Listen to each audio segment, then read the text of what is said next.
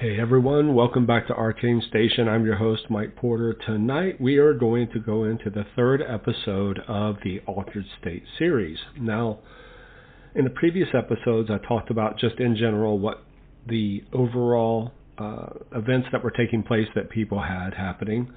The second one was about the entities that people were seeing and how they were very consistent across a wide variety of cultures and experiences. Today I'm going to talk about something a little bit more strange and something that I don't really quite understand how to think about. And what we're talking about tonight is there's the code of creation.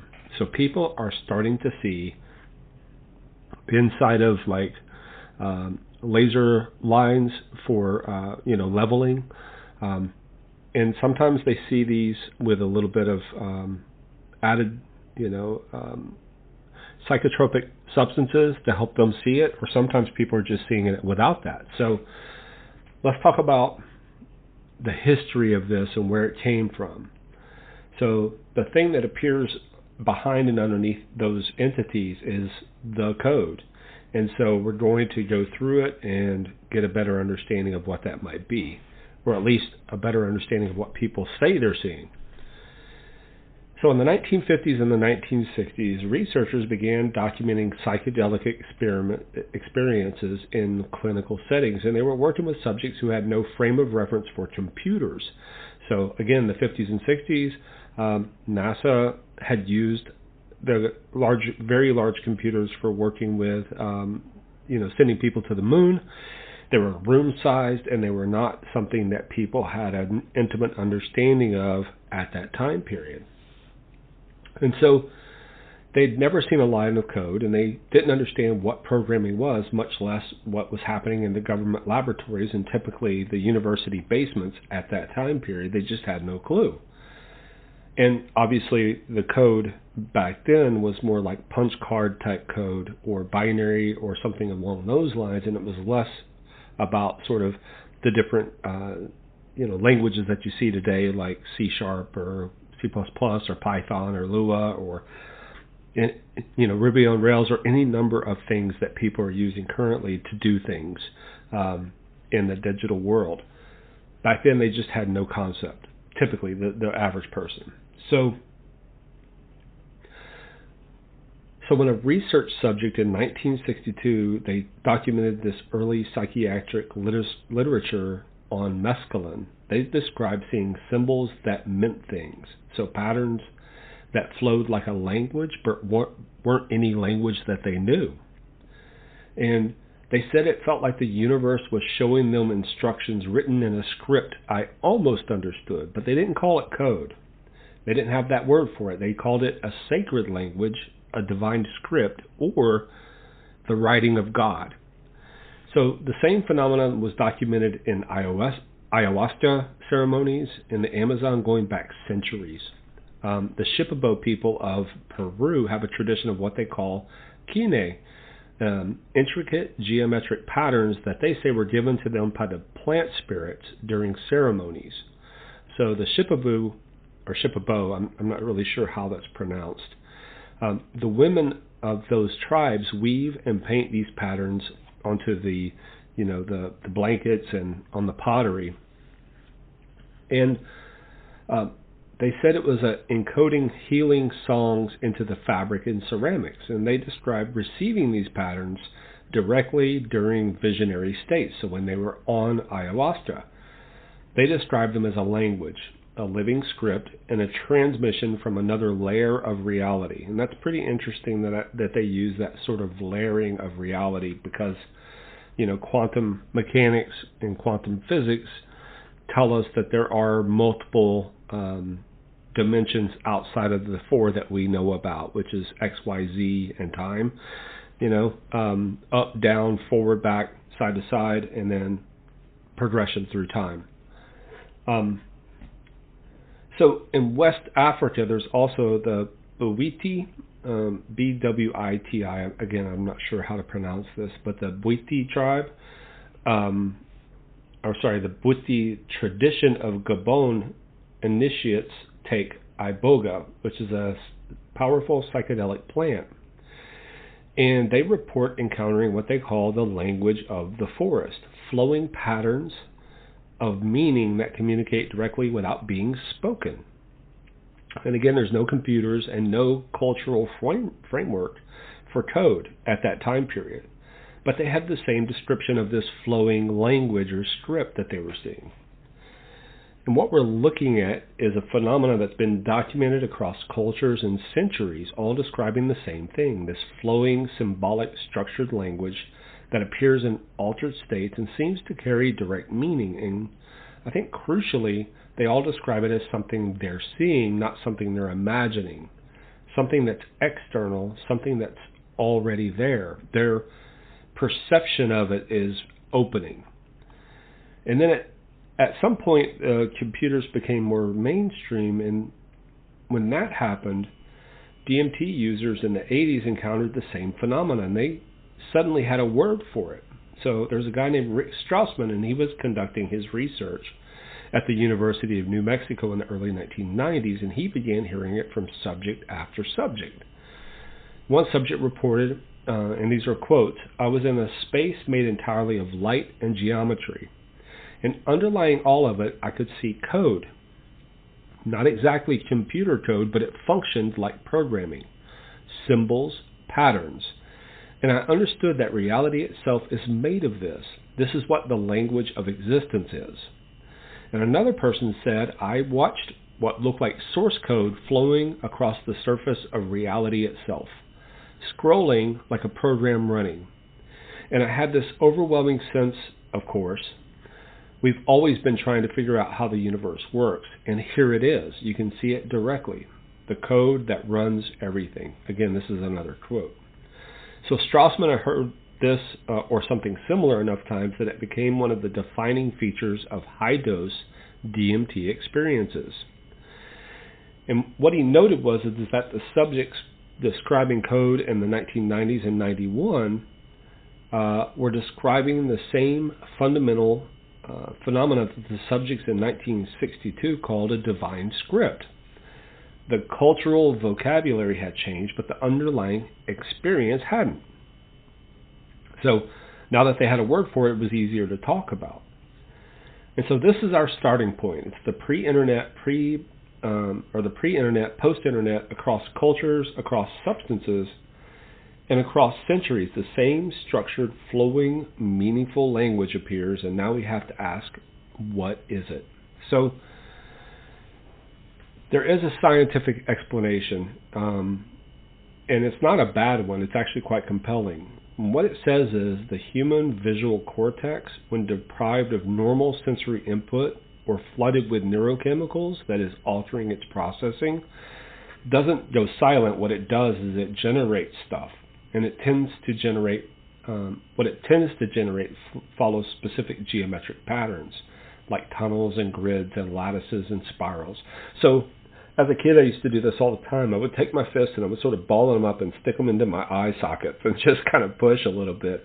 And you get these strange patterns. And I'm wondering if this is what they're talking about, this sort of, maybe that becomes more visible, not as a pressure on the eye, but as just sort of a opening up of what might already be there. These structures and patterns that we normally can't see. And maybe when you close your eyes and put the pressure, it becomes more evident. I don't know. So these are, I'm sure there is a portion of that has to do with some sort of either low-level or undiagnosed autism that I may have, and I'm sure I do have it because I get hyperfixated on things like this. So the human visual cortex, when deprived of normal sensory input or is flooded with neurochemicals that alter its processing, like I said, it doesn't go silent. It generates all these things. And these are called form constants. And they were first described by Heinrich Culver in the 1920s. So he categorized them into 4 types: tunnels, spirals, lattices, and cobwebs. And every human visual cortex generates these same patterns under similar conditions, because every human visual cortex has the same underlying architecture, the rods and the cones and all that other stuff. And internally in your brain, it processes the information in a very similar way.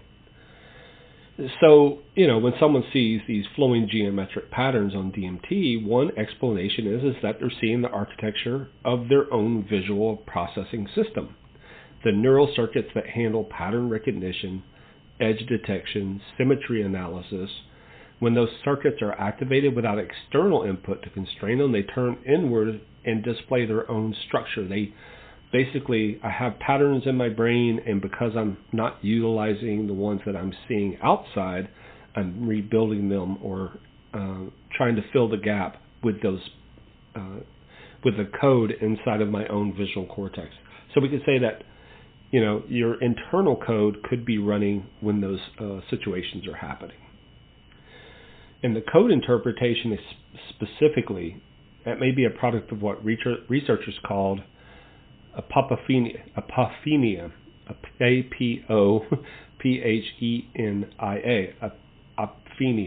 apophenia, I believe. And it's the tendency of the human mind to find meaningful patterns. So very similar to pareidolia, where you try to build recognition into something. So that's part of that apophenia element that I'm talking about. They try to find meaningful patterns, and typically with language patterns and in very ambiguous stimuli, they try to make structure out of those weird things. You hear about it, there's audio pareidolia as well, like if you're in a cave and there's water trickling, many times it sounds like people talking. And if you're in the tree line and you're looking and you see like a distinct shape of sunlight and shadow, many people find faces in these patterns. And you can do that all day long by looking up at the sky and looking at the clouds and going, that looks like a rabbit, that looks like a hippo, so people are doing this all the time. So the neural circuits that handle pattern recognition and edge detection and all that stuff, when those circuits are activated without that input, I think they just build their own sort of structures to kind of fill in those gaps. So we're wired, and deeply evolutionarily wired, to detect language, but also to find meanings in symbols. So when the visual system generates some flowing, geometric patterns, the meaning-making apparatus of our brain interprets it as language or as a code or just in general as communication. Add to this the cultural saturation of computer imagery, and I know we talked about many of those things happening prior to the computer, but now that the world that we live in and where code is everywhere, it makes sense that all of that would feel more like code and less like sacred language. So there's this idea of, there's this simulation hypothesis that's been mainstreamed by physicists and philosophers, and even Elon Musk. It becomes very easy for the primed mind to interpret geometric visual noise as programming language because, it's become kind of a mainstream topic, which is really weird to me that we live in a simulation, and I'll get to that a little bit later in another episode. But I think it's interesting that people are seeing that as the language of construction of our environment, and if we are in a simulation, it makes sense that this programming language is underlying everything, and it's just a geometric visual noise that we see. So, and this is a sort of a coherent explanation. It accounts for the consistency of our brains are all the same mechanisms that power our vision and go up into the visual cortex. All that stuff is exactly the same in almost every single person, barring some tragic event or blindness or things of that nature. So it does account also for the shift of vocabulary from divine script to code, because as your culture shifts, it was very, very much into spirituality and religion much earlier on, and as we progress, it seems that religion is dropping off, which is, I think, sort of unfortunate, because I think there's still a lot of wonder left in the world, and when we replace religion and spirituality with science, it removes some of the elements of wonder that we should have still, and that science really can't explain everything. So religion doesn't explain everything either. It's got to be both working, I think, for me, simultaneously together. So I think, none of this current thought from this theory, has us doing any mental gymnastics. Our brains work in a specific way. Our vision works in a specific way. Our understanding of nature works in a specific way, and it changes over time based on culture. So there's nothing unusual about the nature of reality. It could be a simulation. It could be our own sort of private reality because of quantum mechanics and quantum physics. But what my explanation from a science or a simulation perspective doesn't cover is the form.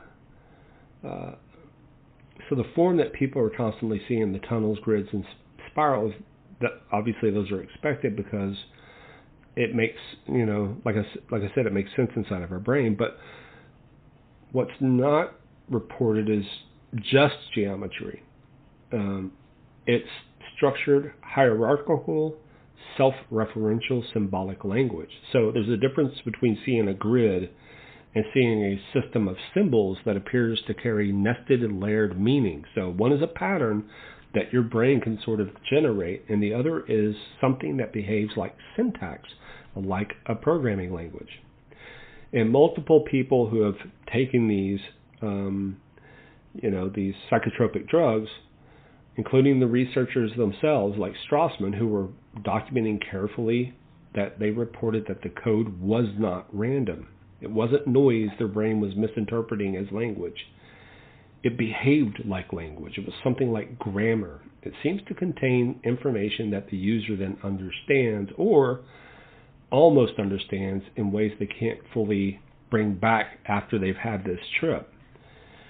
One of the subjects in Strassman's research documented this in his book, DMT, The Spirit Molecule. And what that person said was, the code was showing me something specific. It wasn't random. And I understood it while I was there, completely and totally. And then I came back and I couldn't hold on to it. It was like trying to remember a dream where the logic was completely clear while you were in it and then dissolves the moment you wake up. And I've had many dreams like that where I had an aha moment and I woke up and it was completely gone. So I'll continue the quote here. But while I was there, it was coherent. It was showing me something about the structure of reality itself. So this is reported consistently. It's not just pretty patterns or geometric noise. It's something that behaves like a transmission, like a download. And you hear a lot of artists, singers, songwriters, film, movie directors, writers. They talk about downloading information sometimes. It's like it came to them. And I'm wondering if there's this layer of reality that we're sort of able to connect to here and there when we have moments of like clarity or moments of inspiration, that maybe we're being pushed information during that time. Like our brain is accepting of whatever's coming into our brain at that moment. I don't know, that's just sort of my own personal take there. So there's a real tension here between, what the neuroscience model suggests that the mechanism is, because they can't rectify the content and the consistency. Like if it was just geometric shapes all the time, that would be one thing. But because there's this perception model in there where they're actually revealing something to the person that's through that process, it becomes more difficult to understand how that functions just as, a brain,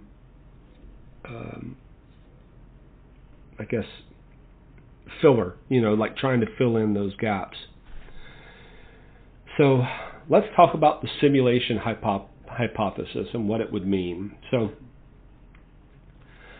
in 2003, philosopher Nick Bostrom published a paper that has since become one of the most discussed ideas in philosophy and physics. His argument, simplified, goes like this. If it's possible to simulate a conscious mind inside of a computer, and if civilizations eventually develop the technology to do it, then the number of stimulated minds would vastly outnumber real ones.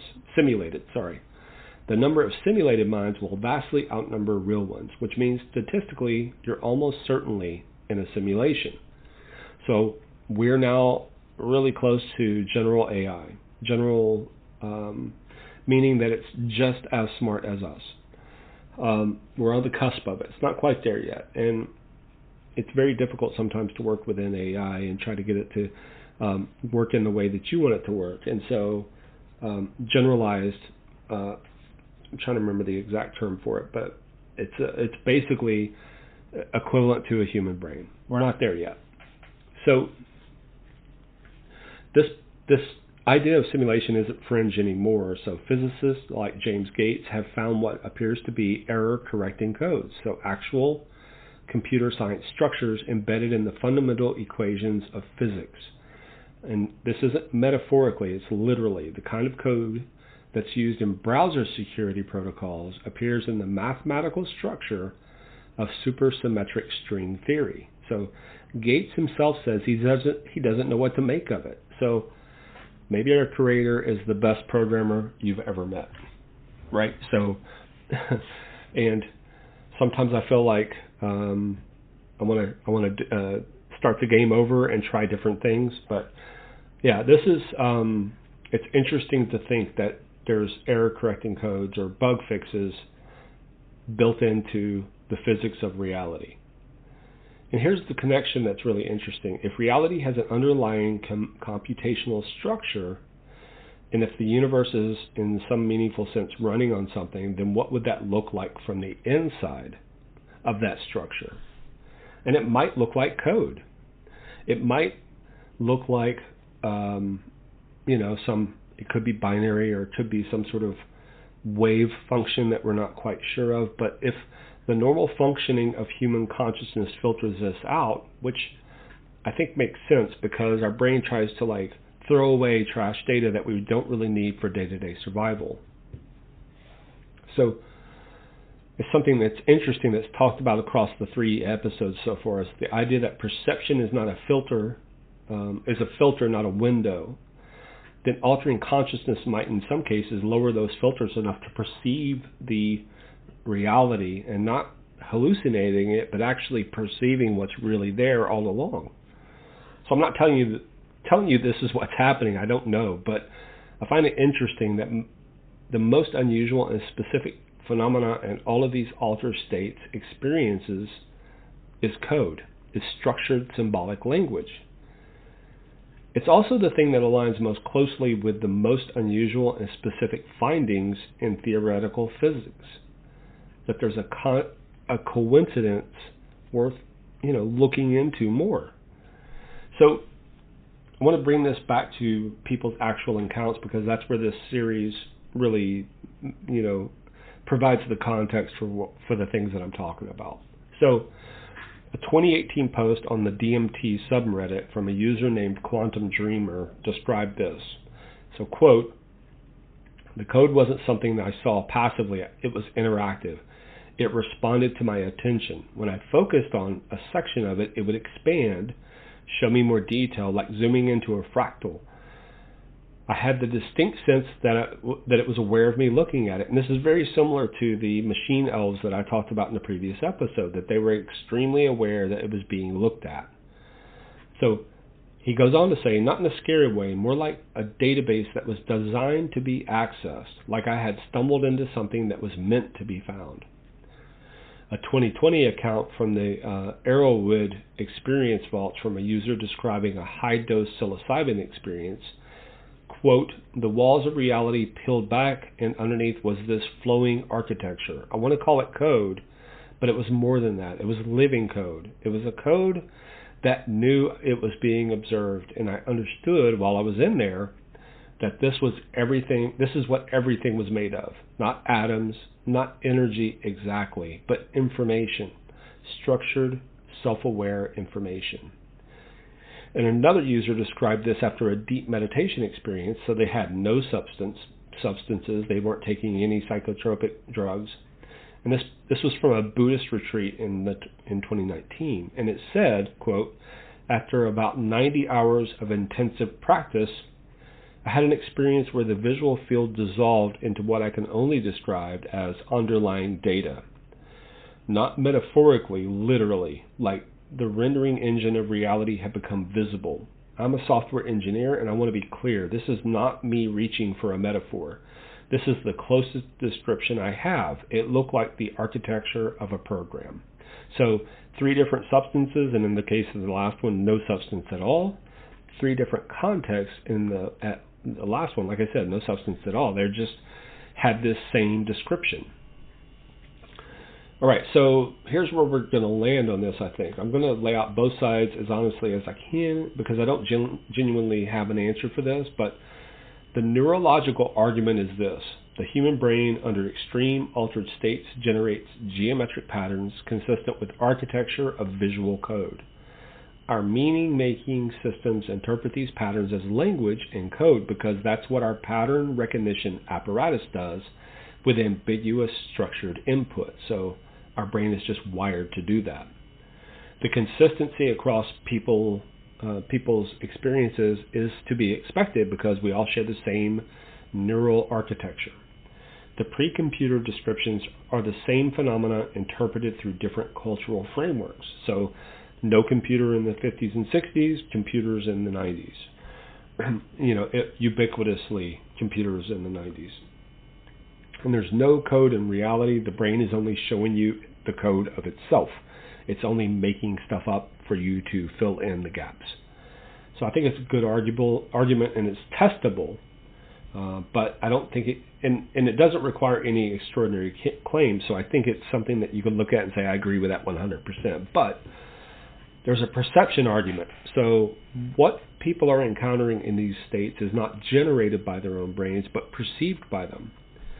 The neurological changes opens a window or removes a filter that allows consciousness to access a layer of reality it normally can't. So the code is real, and its underlying structure is the essence of existence. The consistency across people, substances, and cultures and centuries is because everyone is seeing the same thing. The alignment with theoretical physics findings about computational structures is fundamental, and its fundamental equations is not coincidence, so there's something there. So again, the perception argument is that it requires extraordinary claims, and there's not necessarily a means to test that well. So now, extraordinary claims doesn't necessarily mean wrong or incorrect. And I keep coming back to that one thing. If the brain is generating all of this, the entities, the code, the geometry, and the transmissions, it's doing something we have no neurological model for. We can't explain why a hallucinating brain would generate structured, self-referential, hierarchical, symbolic language that behaves like syntax. We can't explain why it would do this consistently across thousands of people with no contact between them. And we can't explain the pre-internet descriptions that are very similar to what we see in code. So the neurological model says similar brains, similar outputs, but similar doesn't mean identical. And what people are describing isn't just similar, it's specific. And specificity is harder to explain than randomness. I think about this and I keep landing in the same place I always do, which is I think the world is stranger than we know, and our brains are doing something more than we understand. And I think that whatever is being accessed in these states, whether it's the architecture of our own consciousness or something beyond it, is pointing at something real, and that something deserves to be taken seriously. And perhaps it is God. The underlying code is there, and perhaps it's too great to even look at. And when you're in these psychotropic states, it becomes more digestible than the enormity of being in a simulation or being constructed of a code. So I'm going to close up this section on the code, and the phenomenon that threads through all of these altered states in all of the interesting things that are taking place. I think that underlying code is a portion of a much greater thing. So in the next episode, what I'm going to do is I'm going to take a different angle on all of this. And so we've been talking about what happens when consciousness is altered by substances or extreme states.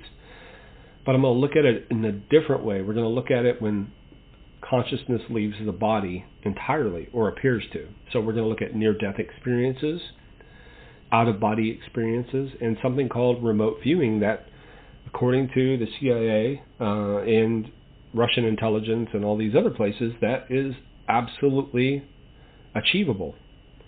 So we're going to ask some questions about that. If consciousness can operate independently of the body, what does that tell us about consciousness itself and what it really is? I have a feeling that episode is going to connect back to everything we talked about in the first three. There's a thread running through all this, and I think we're getting close to seeing what it is.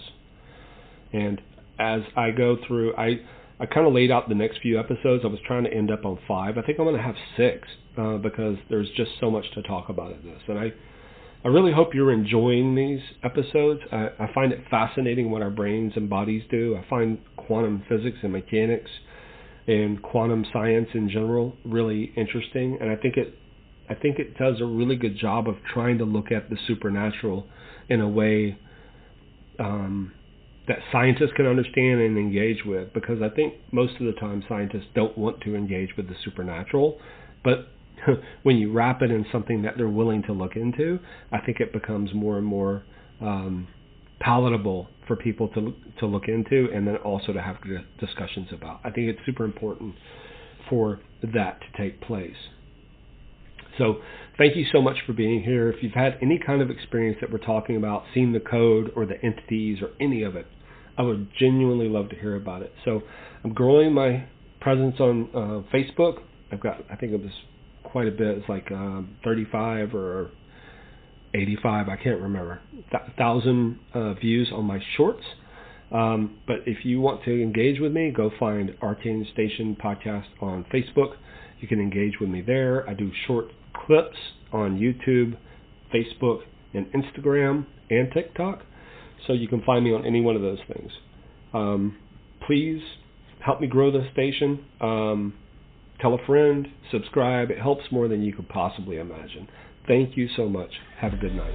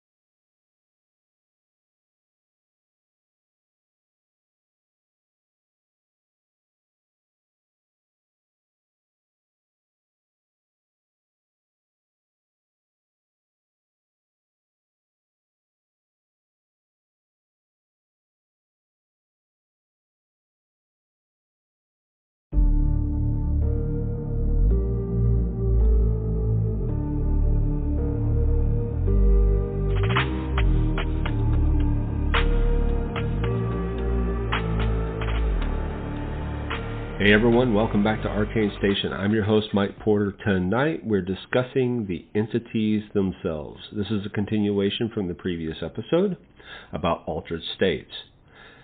So this time we're not going to talk about the geometry or the code, but about beings, the conscious intelligence presences that people encounter when consciousness is altered.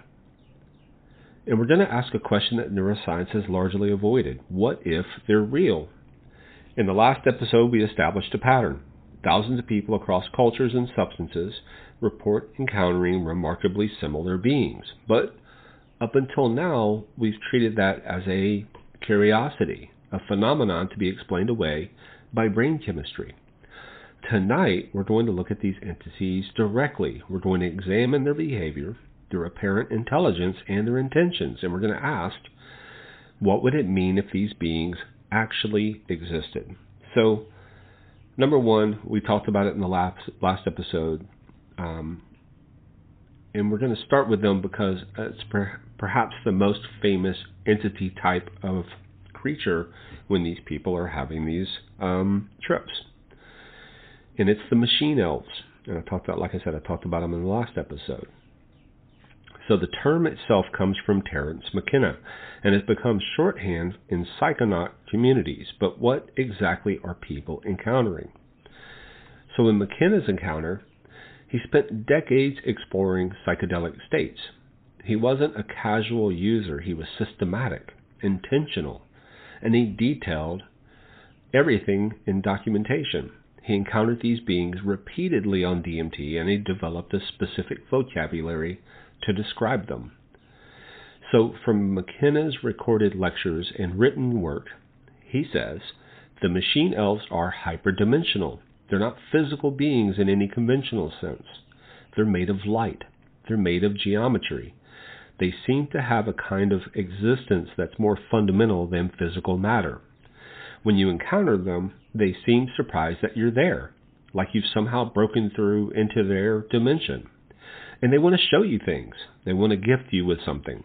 And they want to gift you with information. They appear to be interested in you. They want to examine you. And they want to know what you're about. So notice what McKenna is describing. Surprised at your presence. Intentional interaction. Apparent curiosity about you. This isn't a passive hallucination. This is an interaction. And if your brain was doing this, why would it make them seem like they were confused that you were there? McKenna wasn't prone to exaggeration or mysticism in these descriptions. He was careful about his language. He repeatedly emphasized, I don't know what these are. I don't know if they're independent entities or a product of my consciousness, but whatever they are, they behave like intelligent agents. So I want to move into some contemporary user reports. And in 2020, a user named Transcendent DMT posted on the subreddit DMT. And he had a detailed account of this machine elf encounter. He says, I broke through on approximately 50 milligrams of DMT. And within seconds, it felt like I was transported to a completely different realm. The colors are indescribable. Everything is made up of this flowing liquid geometry, and then I see them. There are 3 of them, and they look like the closest comparison is elves, but they're made of light. Their forms are constantly shifting. They're showing me things, complex geometric structures that hold meaning, though I can't explain what that meaning is in words. But here's what got me. They seemed to notice me noticing them. Their attention turned toward me. One of them moved closer, and I felt this wave of not fear, but profound awe, like I was in the presence of intelligence that was vastly more sophisticated than my own. It was playful, curious. They were almost like they were examining me, turning me around, looking at me from different angles, and they were communicating, not in words, but in concepts, complex, multidimensional concepts that my brain could barely process. But when I came back, I was crying, not from fear, but from the overwhelming sense that I had encountered something real, something independent of my own mind. And this account is typical. The key elements that repeat are surprise and notice at the user's presence, playful, curious behavior, apparent examination of the user, nonverbal communication, a sense of reality and independence, and an emotional impact. So Rick Strassman, in his DMT research, became fascinated by what he calls the entity hypothesis. He began asking his research subjects directly, do you think these beings are real? Do you think they're independent of your mind? And the results were striking. Approximately 60% of his subjects reported a strong conviction that the entities were real, independent beings, not hallucinations, not projections of their own consciousness, but actual entities. One subject referred to them as Catherine in his book, the DMT, the spirit molecule. And what they reported is, I'm almost absolutely certain that these beings exist independently of me. The way they moved, the way they communicated, the way they seemed surprised to see me. None of that felt like my imagination. My imagination was not that sophisticated. These beings displayed a kind of intelligence and intentionality that could not be possibly generated from within my own mind. Strassman pressed her, but how can you be certain? Your brain is very sophisticated. And Catherine responded, because the creativity required to generate these things, the consistency of their behavior across multiple encounters, the way they seem to have their own agenda, it all suggests something independent. If my brain were doing this, I would expect randomness. I would expect inconsistency, but there's a pattern. There's intention, and there's intelligence. So this is the crux of the machine elf question. If these are hallucinations, why are they consistent? And why do they behave intelligently? Why do they seem to have intentions and awareness? And what are they doing? So multiple users that say that the machine elves appear to be doing things, working on something, creating or manipulating structures. And McKenna again says, you can get the sense that you've interrupted them, that they were busy with something before you arrived. They seem to be working with these geometric forms, building something, modifying something, and you're just this visiting consciousness that's broken through into their workspace. So a 2019 user on the Erowid Experience Vaults reported, the machine elves were definitely working on something.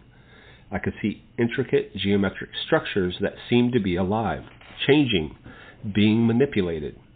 The elves were moving through these structures, adjusting things as though they were engineers or architects, and the interesting thing was they seemed unconcerned with my presence, like, oh, another human consciousness has showed up. Well, we'll acknowledge you, but then we have work to do. Now this next section goes into insectoid beings. So they call them the observers. And if the machine elves represent one end of the entity spectrum, playful, creative, and dynamic, then the insectoid beings represent something different, more clinical, more alien, and more unsettling. The insectoid beings are described with remarkable consistency. They're generally tall, thin, with exoskeletal features, most commonly described as praying mantis-like, sometimes described with multiple limbs or appendages, and they're always described as intelligent, always described as observing. Rick Strassman documented a subject named Martin who encountered insectoid beings. And Martin's account was, this is his quote, there was a presence, a being that was definitely not human. It had a form that was anthropod-like, many-jointed. The head was almost insectoid, large, dark eyes, though I'm not sure that they were eyes exactly. There was an intelligence there that felt ancient, clinical, like a researcher observing a specimen. It wasn't hostile, but it wasn't warm either. It was examining me. So Strassman asked, did it communicate with you? And Martin said, yes, not in words, but in concepts. It was showing me things about my own biology, like it was showing me how I worked. like it was teaching me about my own organism. The mantis-like description appears across multiple sources, from the DMT Nexus, which is a research forum, and a user on there named Gaia reported, the being I encountered was definitely insectoid. Praying mantis is the closest comparison, though it was more alien than that. The way it moved was fluid but precise. Every motion seemed calculated, and it had these large eyes that seemed to look through me, not at me. I felt like it was scanning me, taking in information about me at a level I couldn't perceive. And so the behavioral patterns there is that it's not that these beings, how they look, but how they behave. They appear to examine the observer. And again, multiple accounts describe a careful, systematic observation that's not predatory, but it's clinical. They demonstrate advanced knowledge. So users report that the beings seem to know things about them, their biology, their consciousness, their potential. They show no particular emotional investment. So unlike the machine elves, which seem to be playful or curious in a warm sense, the insectoids seem detached, scientific. They communicate information. The beings transmit information or concepts to the observer, often about the observer themselves. A user named Synthesist on the DMT subreddit in 2021 reported, the insectoid being showed me my own consciousness, like it took me on a tour of my own mind, showed me how my thoughts work, how my emotions are generated, how my ego functions. It was like a masterclass in my own neurobiology. And the being was completely dispassionate about it, like a university professor teaching a class. No warmth, but definitely knowledgeable. So the question becomes, are these beings extraterrestrial? Are they from another dimension? And are they visitors into our reality? The consistent description of them as insectoid is intriguing because insects on Earth display distributed intelligence, precision, and a lack of what we might call emotional warmth. So is this a coincidence? Are the users actually perceiving something that has these characteristics? So Terence McKenna speculated about this, and he said, if you encounter a being that looks like a praying mantis and behaves like a scientist and seems interested in your biology, what does that suggest? Either your imagination is drawing for some deep evolutionary template you're not aware of, or you're actually encountering an intelligence that uses this form, or that perceives itself in this way. Now there's another type of being that's being encountered, and it's the classic visitation or visitor type, which is alien greys. And the greys are perhaps the most famous one. Not because of the DMT, but they've permeated UFO culture since the 1950s. The classic description is 4 to 5 feet tall, thin, hairless, large black almond-shaped eyes, and grayish skin. But what's remarkable is people encounter these beings on psychedelics independent of UFO knowledge. Some researchers have noted that users in remote areas unfamiliar with UFO lore still describe identical beings. So, a user named Consciousness Explorer reported on the Erowid Experience Vault in 1998, and this is before the internet made UFO imagery ubiquitous. So 1998 was very slow bulletin board type, information. Not a whole lot of images back then because it was very time consuming and difficult to upload. And it says, I encountered beings that I can only describe as, I don't know what they are. They looked alien, tall and thin, large eyes, gray skin, but I've never been into UFO stuff. I don't know where this description came from in my mind. I tried to describe them differently, but there was no other way that fit. A 2015 account from a user in that rural India posted to a psychedelic forum. And what they said was, I had a DMT experience where I met beings. They were tall, thin, with very large eyes. They seemed to be studying me. taking readings of some kind. I described them to a friend, and he said, "That sounds like a gray alien from UFO stories."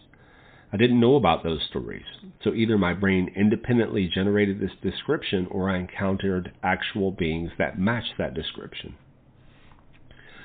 So unlike the playful elves or the clinical insectoids, the Greys seem purposeful and methodical. They take samples, either energetic or informational. They have examination procedures. They're non-emotional as well. So I'm wondering if the insectoids and the Greys are different means of people perceiving them as their mind allows, I guess. They have advanced technological understandings, and their interest in human genetics or consciousness is what really is driving those examination procedures. So Rick Strassman had a subject who encountered beings matching the Grey description, and the subject reported, "They were examining me, not in a threatening way, but very thoroughly. It felt like they were taking samples, not physical samples, but samples of my consciousness, I guess, my energetic signature. I don't have words for it, but there was a sense that they were collecting information about me specifically."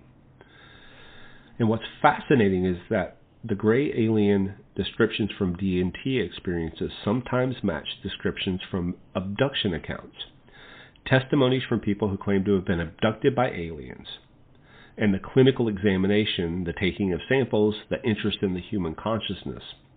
So is this a coincidence? Are DMT users tapping into the same abduction narrative that's permeated culture since the 50s? Or are the users encountering actual beings that perform similar functions? Now there's another segment of beings that people see, and these are divine and transcendent beings. And, again, this is at the other end of the spectrum from the clinical observers. The beings of light, wisdom, and unconditional love. These entities appear across psychedelic experiences, near-death experiences, deep meditation, and mystical traditions. And one of the most common reports is of a presence that radiates wisdom and love, sometimes identified with spiritual or religious figures like Buddha, Jesus, angels, or simply godlike presences. From a Johns Hopkins psilocybin study, a subject named David reported, "I encountered a presence, not a being exactly, but a consciousness, and it was vast, ancient, and it was showing me the fundamental nature of existence. And the most striking thing was the unconditional love it radiated. Not love in a human sense, but complete acceptance, complete understanding. It felt like the presence knew me completely, all my flaws, all my shame, all my darkness, and it loved me unconditionally anyway. The presence was communicating that everything is connected. The separation is an illusion, that at the deepest level, reality is unified consciousness. And it was trying to show me that I, my individual self, am part of that unity, and that I'm not separate from the divine." Another subject from the same study, we'll call Michelle, said, "I felt the presence of what I can only describe as God, not a person, not a deity with a form, but a presence of absolute knowledge and love. It felt timeless, like it had always existed and always would. And it was showing me that I am loved beyond measure, that my life, despite all its difficulties, is held in this love." And you hear the same sort of thing in accounts from near-death experiences. So NDEs often feature encounters with beings of light. These accounts come from people who have not used psychedelics. They come from people in cardiac arrest, trauma, and severe illness. And again, from this Pim van Lommel's research on near-death experiences, one subject reported, "I was moving through darkness towards a light, and then I encountered a being, and it was made of light, but it had a presence, it had a consciousness. And I understood that this being loved me, not because I deserved it, but unconditionally. And I felt an overwhelming sense of peace, like everything was okay, like I was home." Now, what distinguishes encounters with these transcendent beings is their lasting impact.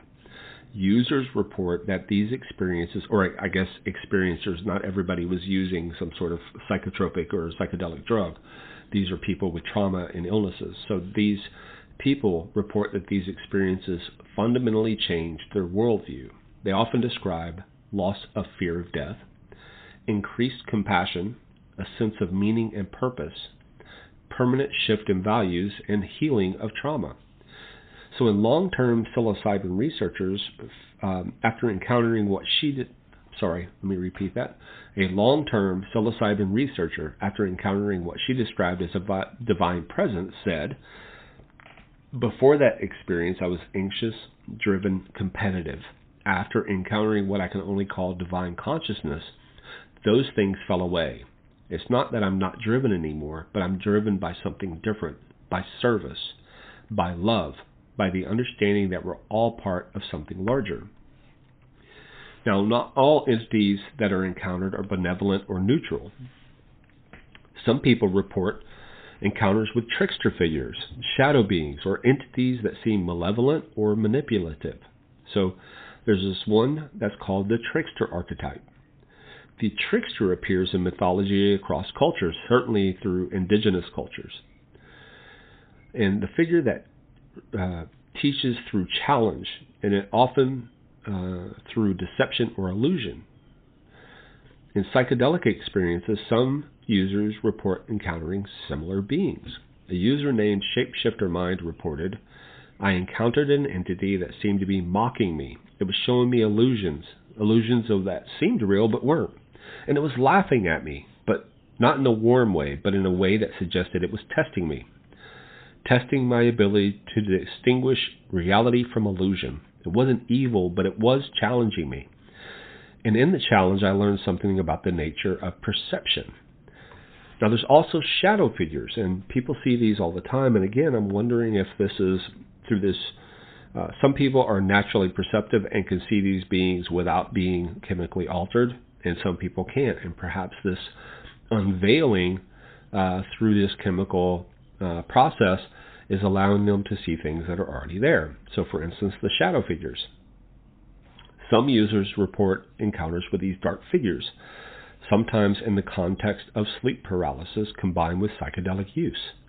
These entities sometimes seem predatory, though direct harm doesn't occur. One user reported the shadow figure felt malevolent. It didn't have a clear form. It was dark, and it seemed to be trying to manipulate me, to try to get inside my head. But I realized that I had the ability to confront it, and when I did, it seemed to retreat, like it couldn't touch me if I stood my ground. So these encounters raise a question. Are these entities actually malevolent, or are they teachers using challenge and fear as tools? Are they expressions of the user's own shadow self, or are they independent beings with their own agendas?